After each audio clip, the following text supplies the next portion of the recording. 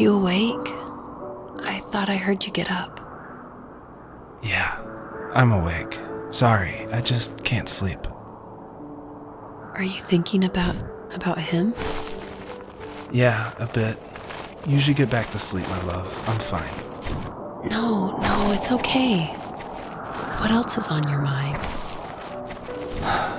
I don't know. It seems weird, but I had one of the most vivid dreams of my life. I saw a fox on a snowy mountain, just looking confused and worried.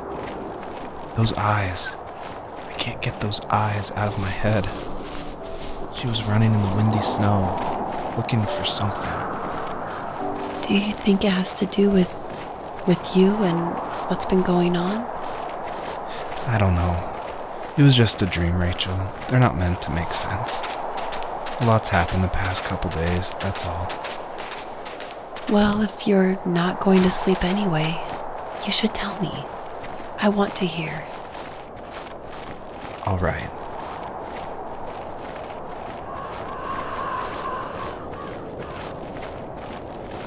She couldn't stay, though. She had to find her other 2 children. So she took that path. She followed it towards something ancient. Something with answers.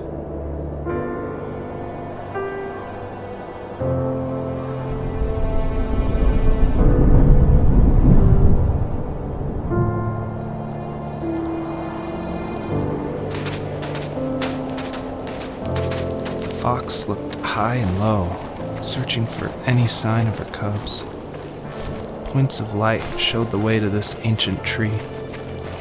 It was as if each one had a story to tell, all their own. The land was trying to tell my story, too. I felt like I was right behind her the whole time.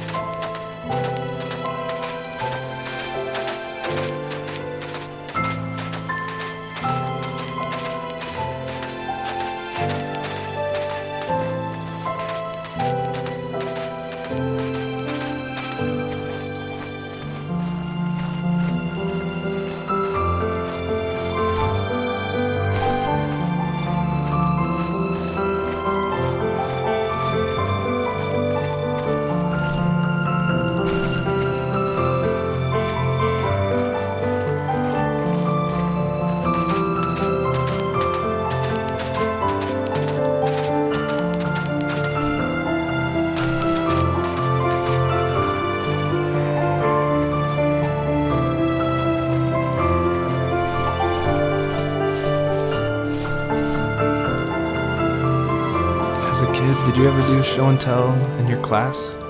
Yeah, I think I only did it once, when I was in the 4th grade. You know how my life was around then. I wanted to show my class what helped pass the time and distracted me, so I brought a dozen paper cranes I had made. I think I told everyone how badly I wanted to be a bird and fly, embarrassingly enough. Don't be embarrassed. Every kid wants to fly. For me, it was another toy from my dad, a wooden boat. I remember guarding it so carefully in my hands as I walked into class. When I sat down, a group of boys immediately made fun of it. They asked which trash can I found it in, or why an ugly log was my favorite toy. When I got up, I didn't even want to tell them my dad had carved it. I said it was a joke gift my friend had given me. Kids can be so cruel. Some of them are. I shouldn't have let them get to me, but it did. It's amazing we bounced back at all.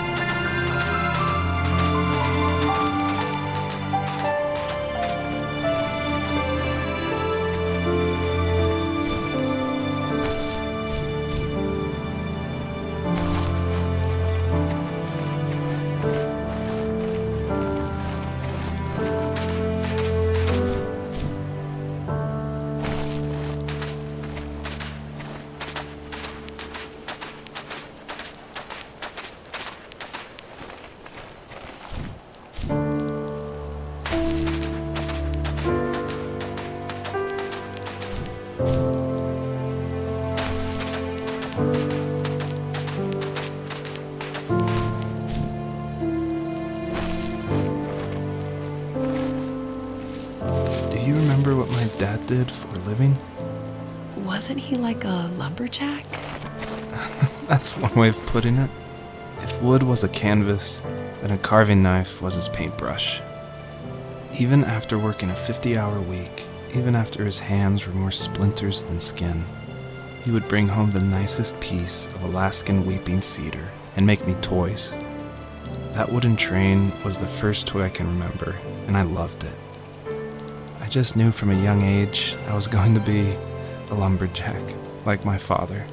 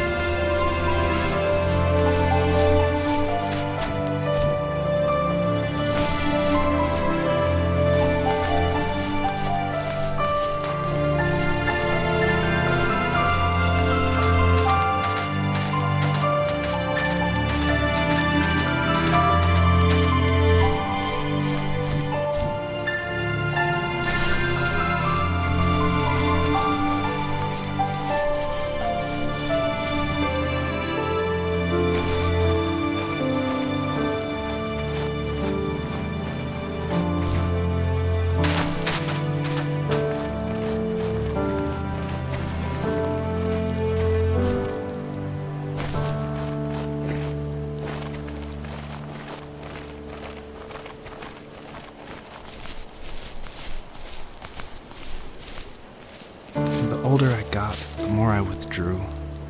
I asked myself, why talk to anybody anyway? Why bother when I'm happy by myself? I started drawing a lot, mostly animals I saw in the woods by my home. I then imagined designing my own hideouts with things like TVs and pantries full of chips and cookies. I think that idea of leaving home and drawing blueprints started my career. I found a lot of solace in that. I'm not surprised, but I did the same thing, you know? There's something special about having a place to call your own. And now look at us. Well, if you count renting in an overpriced city. It's as close as we can get for now.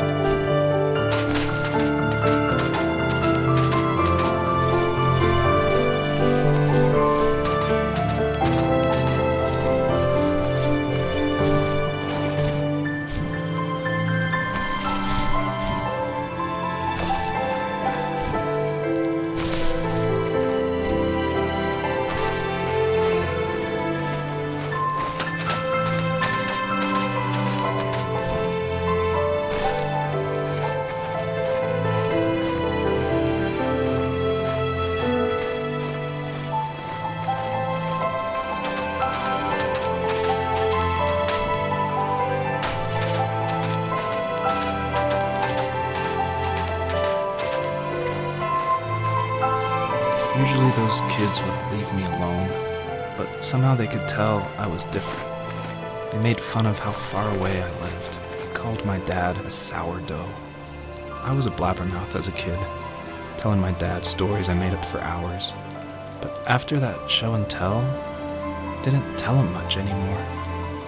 He didn't know exactly what was wrong, but his best guess was that the toys he carved weren't cool enough. He carved me a tank and tried to tell me what it was like to be in a real tank as a serviceman.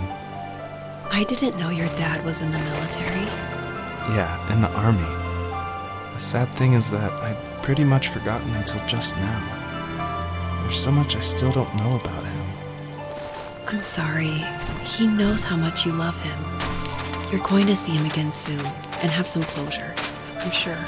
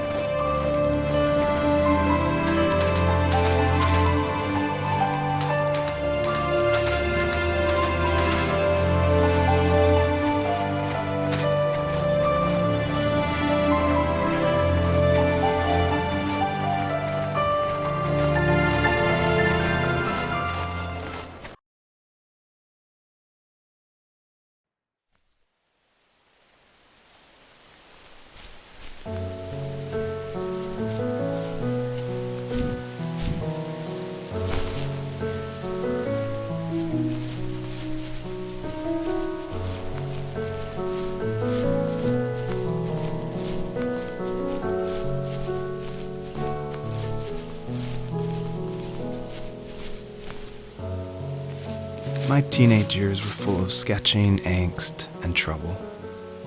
I wasn't popular or unpopular. Maybe just forgettable. I guess that gave me a sense of freedom, so I hung out with crazy kids, doing crazy things, even though I mostly just watched the chaos ensue. We did it all. Put fireworks in mailboxes, hide roadkill in people's garages, break windows of the barber shop in Anchorage. My dad was furious, but he was so busy working he couldn't do much to stop me from going out. I think being an adult means there's no one to stop you making hard decisions. He had to make a living, and he couldn't be in two places at once. Yeah, I realize that now. But at the time, I was sure he was more interested in growing his business than what was going on with me.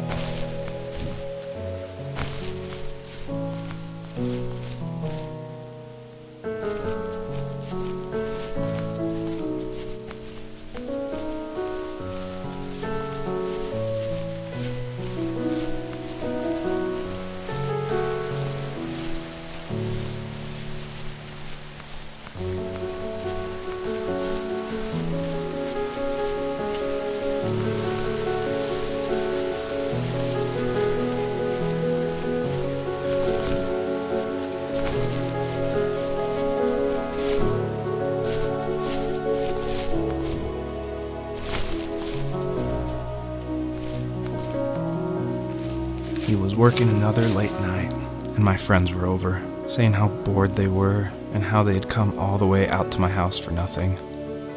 One of them mentioned how that old, ugly beyond belief truck was still in the garage, and how we should take it for a spin.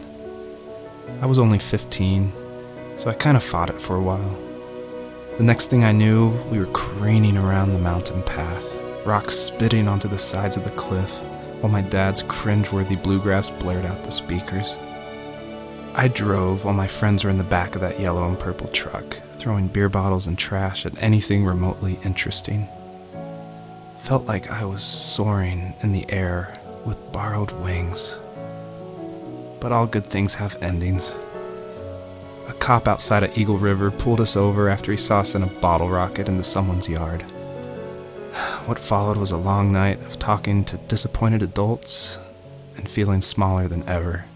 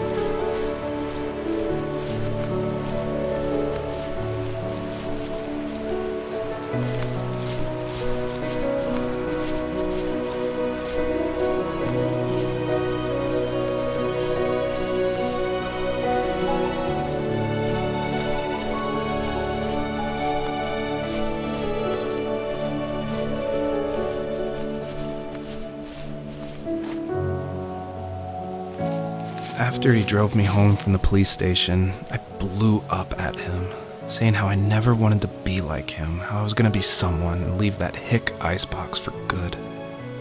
He just looked forward at the road with tired eyes. I took out that bluegrass tape from the cassette deck and chucked it out the window. In my sage teenage wisdom, I thought I had proved the ultimate point, but my dad had a different idea.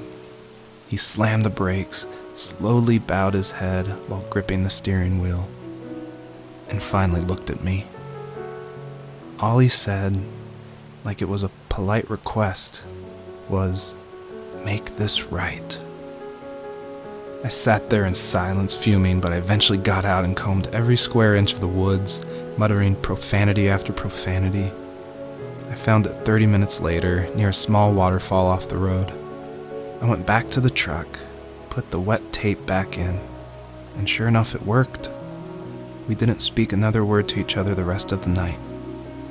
Wow, I knew you were a crazy teenager, but It's hard to believe, isn't it? Surprises me too. It's like I didn't really know who that kid was back then.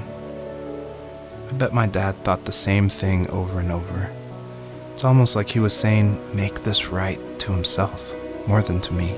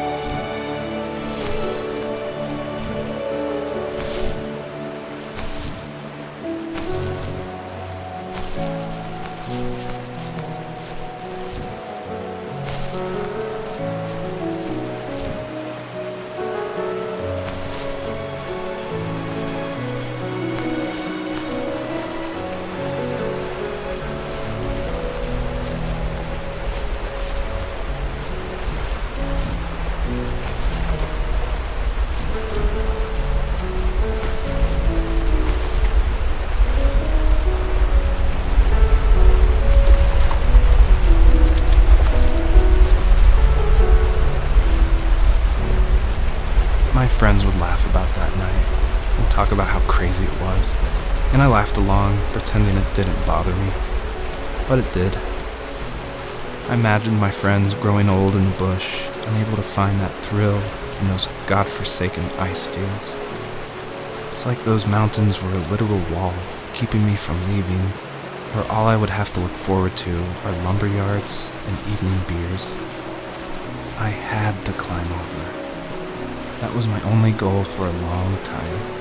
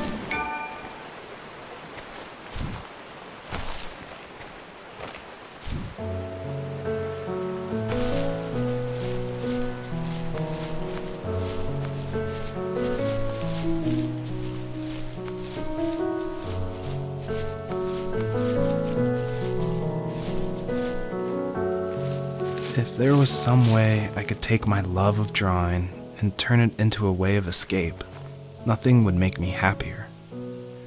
I wanted to create instead of tearing trees down. I wanted to move to the lower 48, not because I hated it there in Alaska, but I hated the idea of it. It's like all of that spite inside me had created this monster which followed me around my whole teenage years. I put so much energy into doing what others didn't expect of me. Why did I do that? There's one fact you're forgetting, though. If you didn't have that fire in you, we probably would have never met. You're absolutely right. Maybe the destination is all that matters in the end. But then why am I awake? Why am I seeing this fox go on her journey? And why can't I stop thinking about my dad?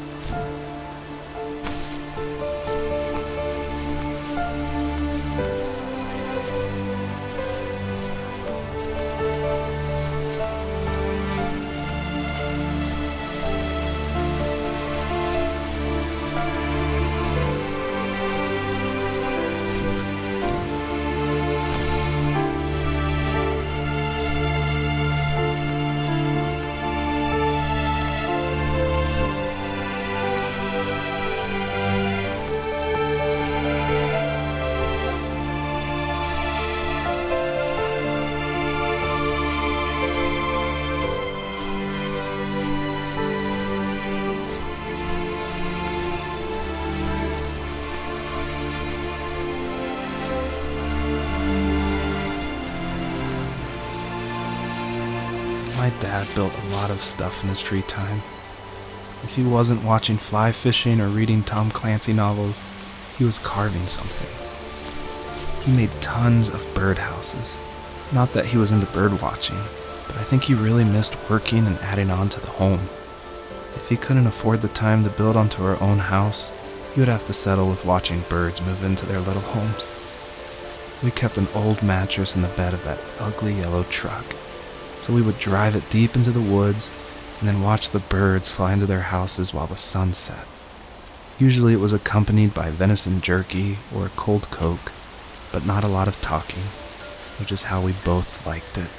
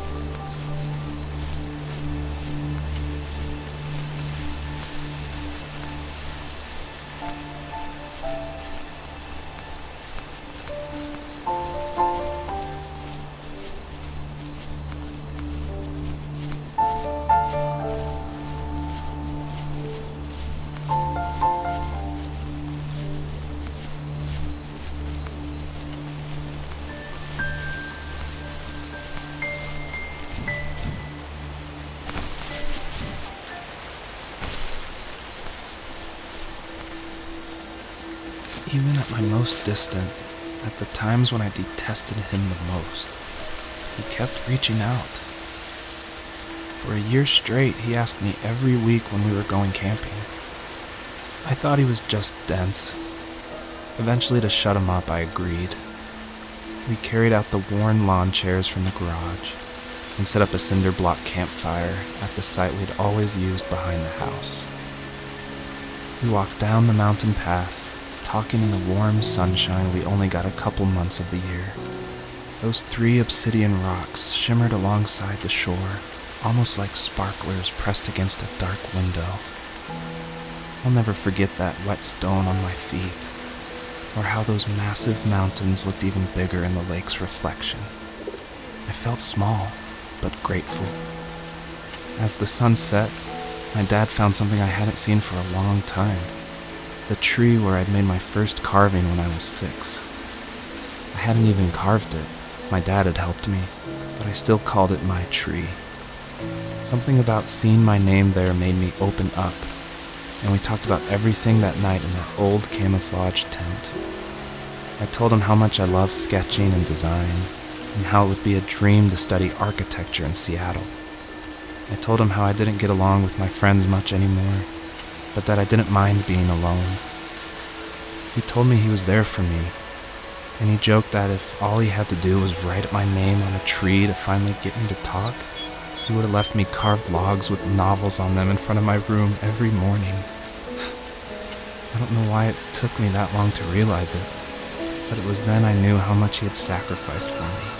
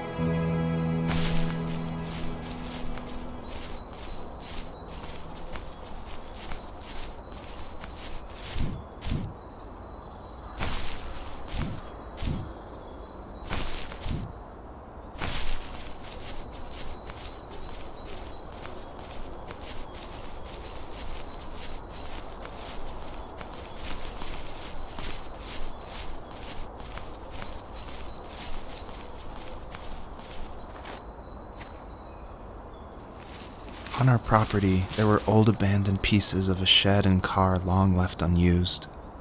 I used to ask him all the time who those people were that left all this junk, and I'm sure he got so tired of hearing it that he made up some elaborate stories how a brown bear ate them and haunted the woods afterwards. What's funny is I think it made those people seem more real, growing up thinking they were still hanging out like they couldn't say goodbye. I used to tell my friends how I could swear I saw spirits move near the water, and that always freaked them out. I guess it didn't bother me, because the way I saw it, they were normal people with old cars and sheds, just trying to figure out how to survive and be happy in the middle of nowhere. It was a cool thought that they didn't want to leave, but you know, I was a weird kid. Well, you had good company since those ghosts like living in a place where they were brutally devoured.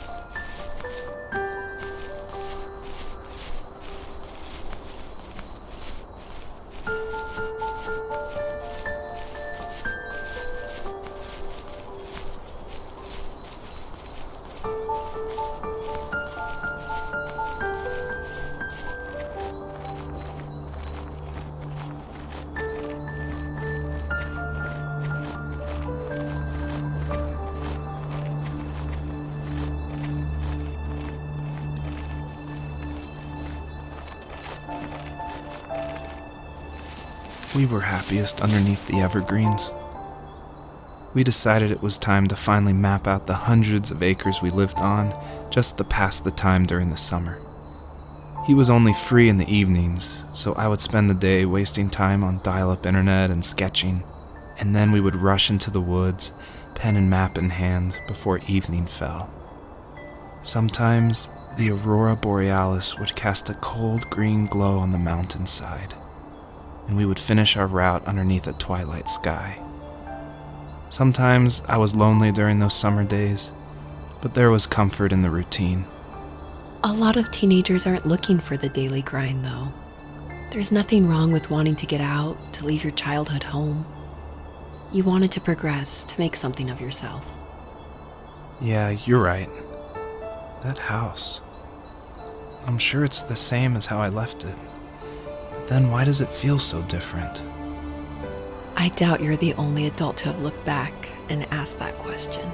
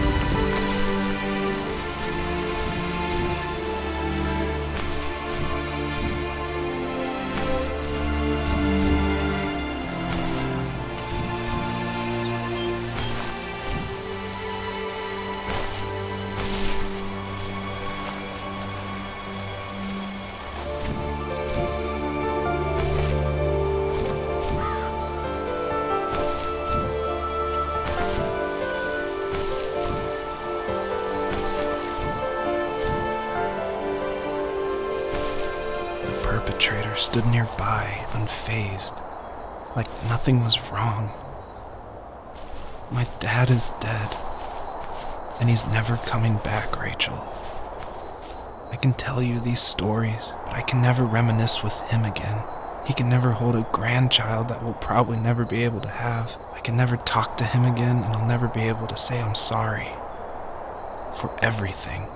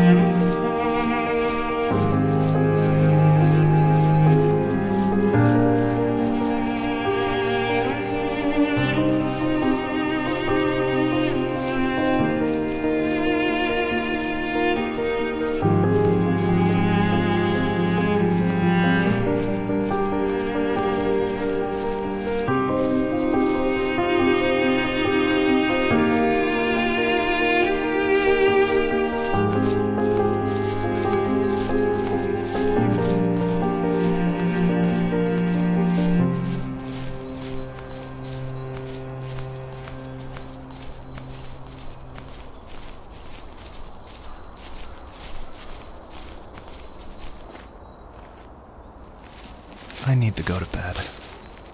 I just can't talk about this anymore. Good night.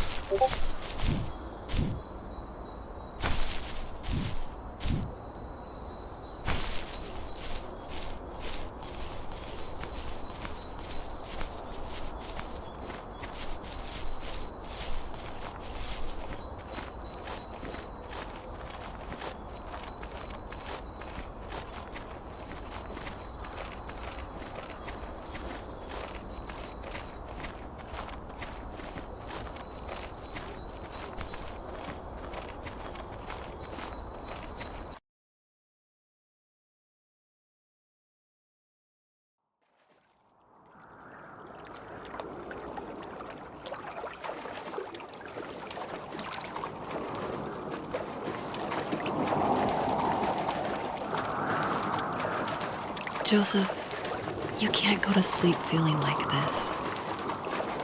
I'm sorry for everything, and I know you need space, but I'm here for you. You don't need to feel so lost. Joseph, have I ever told you what my mother was like?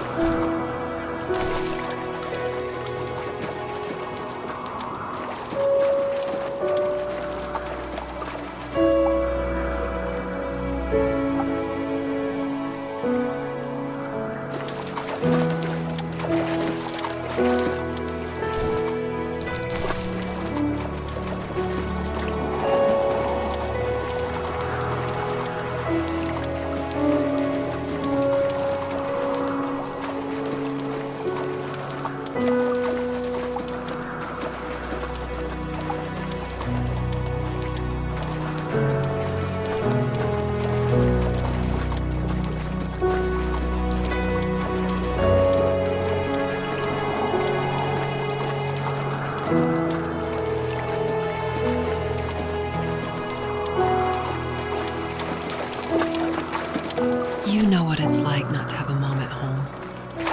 And you know how hard that made my childhood. What helped me was watching the birds in the morning before the school bus came. I thought that my mother was one of those birds, and it made me want to be free like her.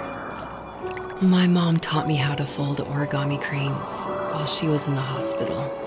So I told myself I would fold one every day until I could fly myself.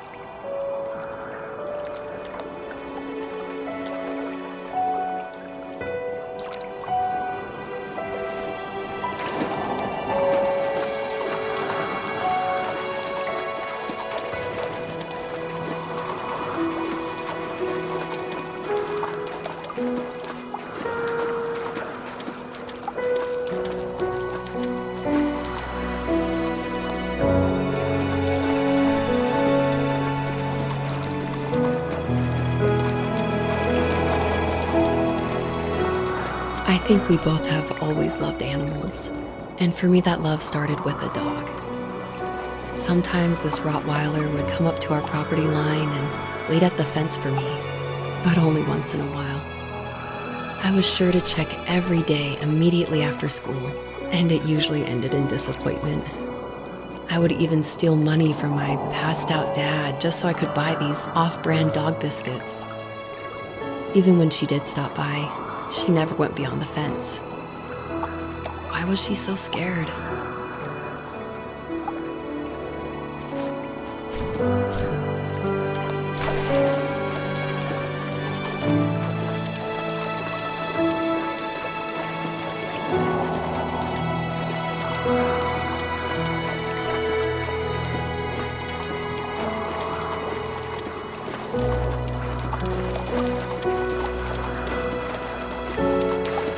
I think my dad was the opposite of your dad in almost every way, except he was in the military as well.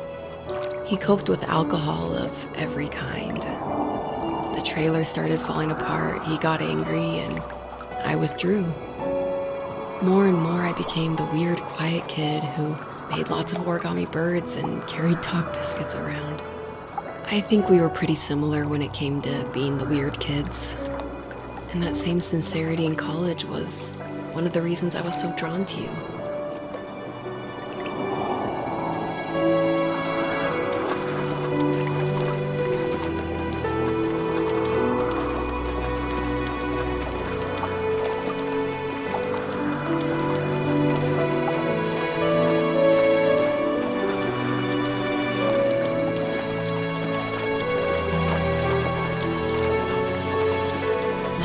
Worse and worse.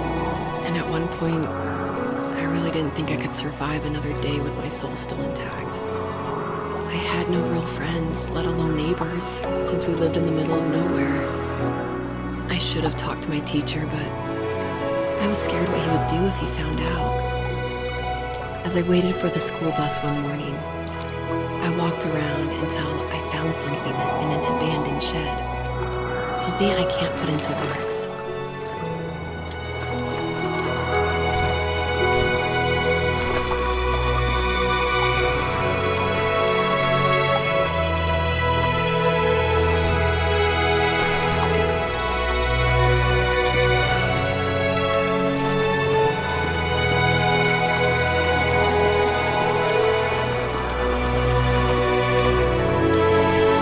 I summoned courage I didn't know I had, and I broke into my dad's room and found the key to the shed where he had locked my bike.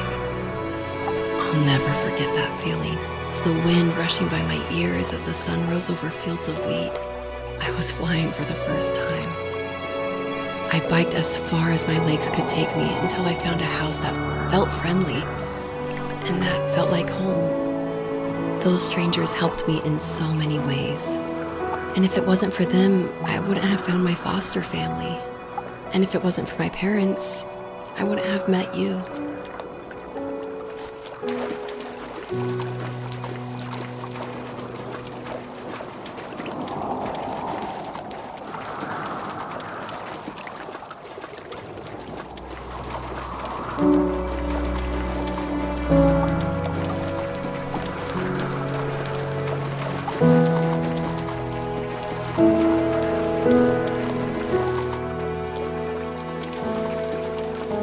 You have strength, Joseph, and you're not as alone as you think. It's all just so pointless. Just waiting for life to happen. It's like having the home I always wanted is cursed out of my reach. The thought of being a parent myself. How could I do that when I couldn't even be a good son? I'm sorry. I know what you're saying. I just don't know how things will work out. These quiet hours will turn into years. We'll wonder which roads passed us by. Then we'll forge a new road together. Besides, I discovered for myself that one fateful morning where any hopeful road leads to. There may be thorns and mist, but it always leads to the same thing. And what's that? Family. I'm so glad that you're part of my family, Rachel. And I'm glad you're part of mine.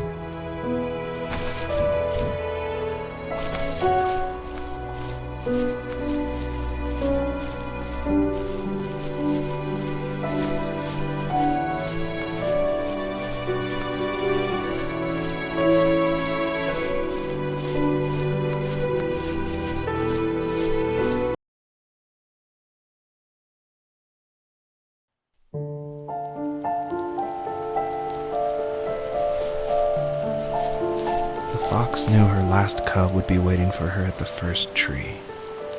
She was almost there. The rain cascaded onto the jade valley where the entrance to the tree was. Life was protected there, because that's where life began. It was now only a mother and a daughter left. Items from my life still dotted the ground as she moved closer to her destination and destiny.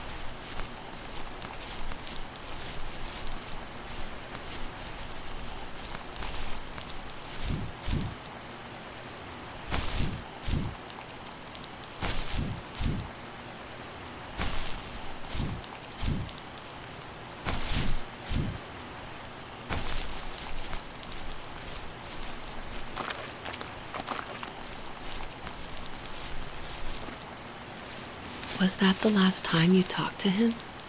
No, I called on holidays, and he would call on my birthday. I guess we acted like nothing ever happened, which was stupid. I didn't want to ask about his lumberyard, and I'm sure he didn't want to ask about my job search. I never went back and visited. I think the last conversation we had was about what movies we had seen and what exactly a best boy is in the credits. I thought he would be here so much longer.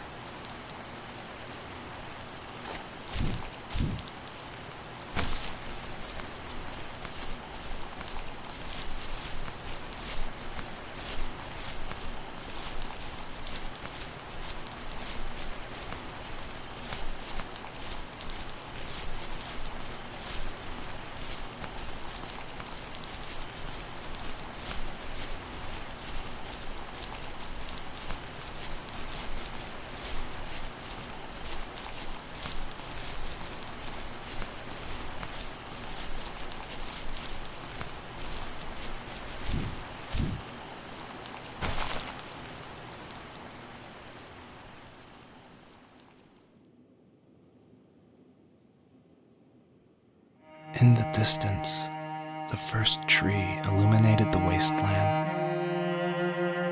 She couldn't go home anymore. She did the only thing she was capable of: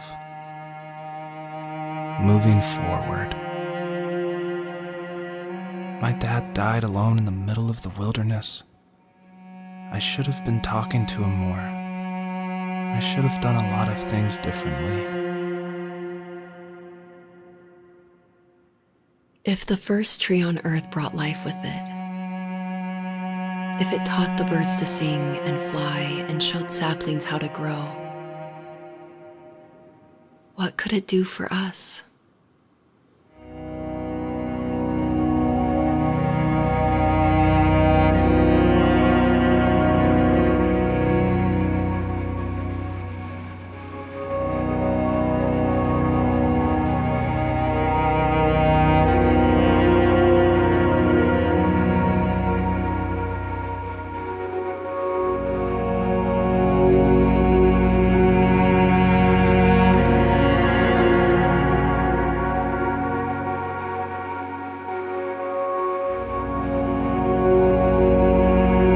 Was a letter I received yesterday from a name I didn't recognize, with a quote I can't stop thinking about.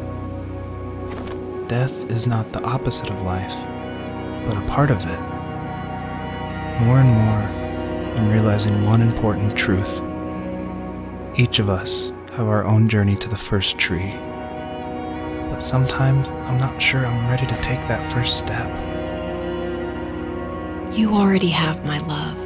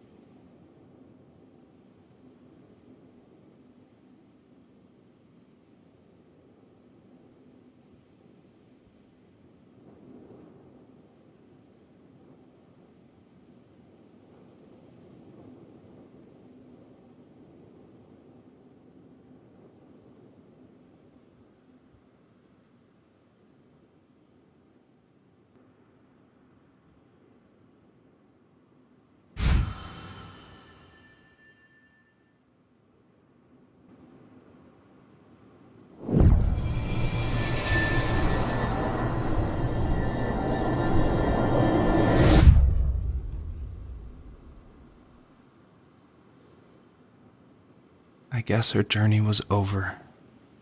But I have no idea. It was only a dream, a distraction from tomorrow. I don't think dreams normally bring back to memory so many important feelings. Maybe it was just a dream, but it was also a gift. Yeah, I suppose. But tomorrow we're getting on a plane to the last place on Earth I want to be. The only person that would have made the trip worth it is gone. You're going to see him and be with him one last time before you say goodbye.